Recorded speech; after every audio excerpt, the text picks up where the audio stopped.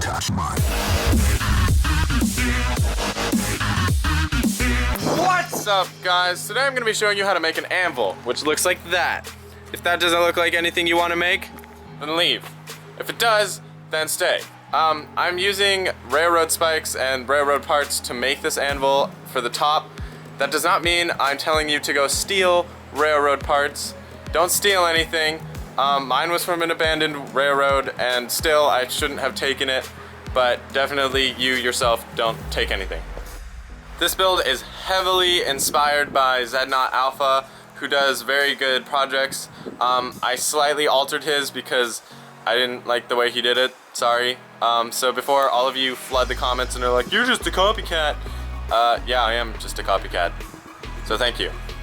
Without further ado, let's get to the project. I'm gonna start by taking all of these rusty bits, and I'm gonna take my angle grinder and a flat disc, and I'm just gonna take off all of this rust to make them look nice and polished.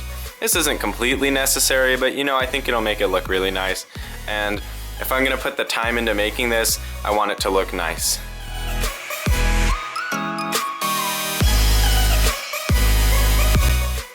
Before and after.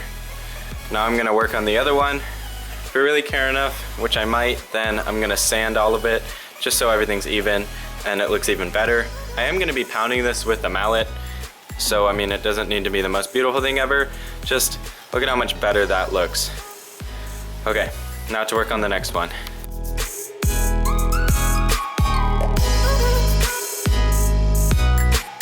Now that I've completed grinding everything off, I'm going to take a power sander and just some sandpaper in my hand, see if I can't make everything look a little bit more shiny and pristine.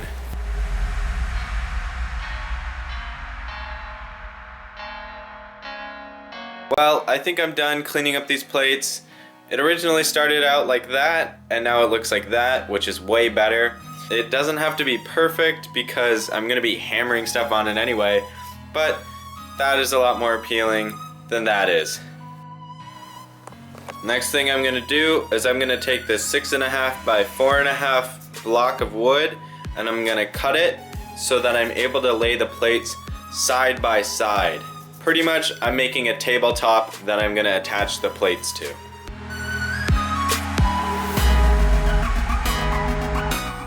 Now we place the two pieces together. We take the two heavy pieces of metal and we align them on top of each other. This is gonna be the head of the anvil. Now, you're gonna take a Sharpie or anything to mark, and you're just gonna mark out where these holes are. Only 2 holes, diagonal from each other. You don't need any more than that. This is where we're gonna put the spikes. Now that you've done that, you can just take these off, and we're gonna drill holes through the wood where these marks are. Make sure that your holes are smaller than the diameter of the road spike. Then we'll just place the spike in here, we'll hammer it in.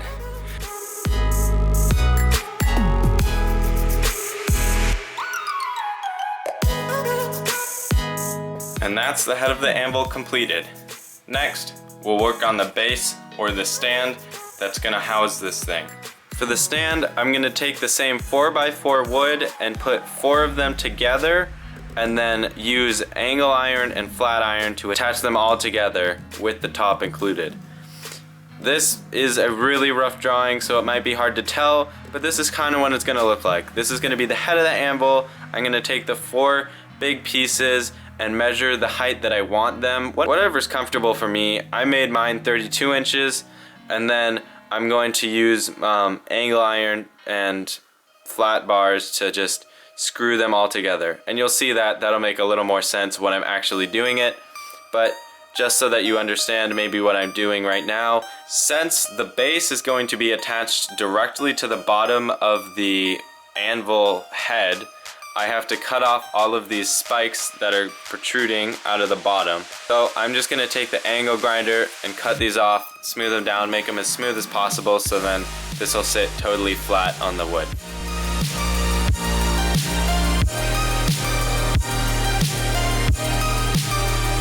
Well, I'm already out here and I have the angle grinder, I think I'm gonna try to cut off the heads of these so that they still hold it down, but they're not as much of an obstruction because they stick out like that much away from the metal piece. I will wait for you. So although that looks really clean, I'm worried that it's taking away a little bit from the structural integrity and the way that the boards are being held together. And I know a lot of you are gonna be really irritated that I only cut one off and now it's odd and it looks bad. I don't really mind it, so I'm really sorry if that does bother you, but it doesn't bother me in any way. So I think I'm gonna keep the other one and just clean this one up a little more, and then we're gonna move on to building the actual pedestal of the thing.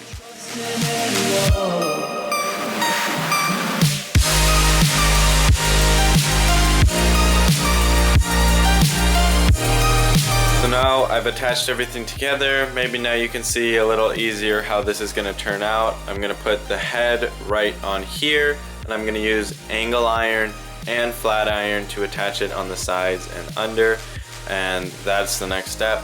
Then finally we will put posts coming at the bottom to give it more stability, but so far this is what we have.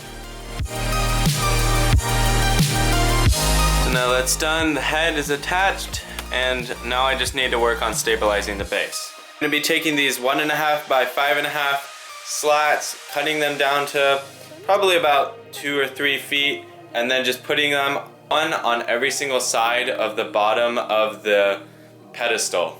This should create a decent amount of stability.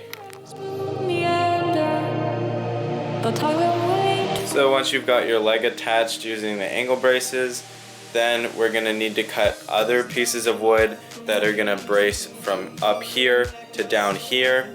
Those don't have to be any specific length, just make them long enough that they're actually doing something. Mine are only about 1 foot long. You also don't need to use 2 of these. You only really need 1, it's just to hold it together, and then the brace will actually do the supporting work. You can see now I've cut it at an angle, which can now lay flat here, while this piece lays flat against the base, and then I'll screw into both of these, and it'll make a really strong brace.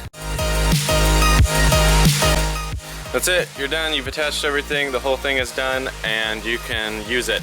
Just for a point of reference, I'm 6'1". This is where it sits on my body. I'm gonna be using it like that. It doesn't move that much, and it should be good.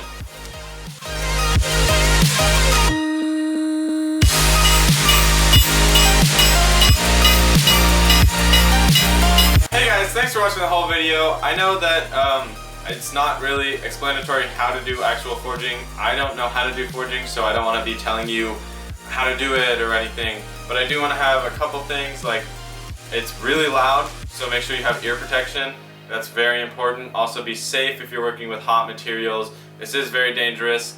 I'm sorry that my example clip is really short and that I'm not like really forging anything. I'm just smacking the end of a railroad spike. I don't have a forge at my actual house with me, so I can't show you how to properly do that. Hopefully in the future I'm gonna have a video of how to do that, but for now I can't, sorry.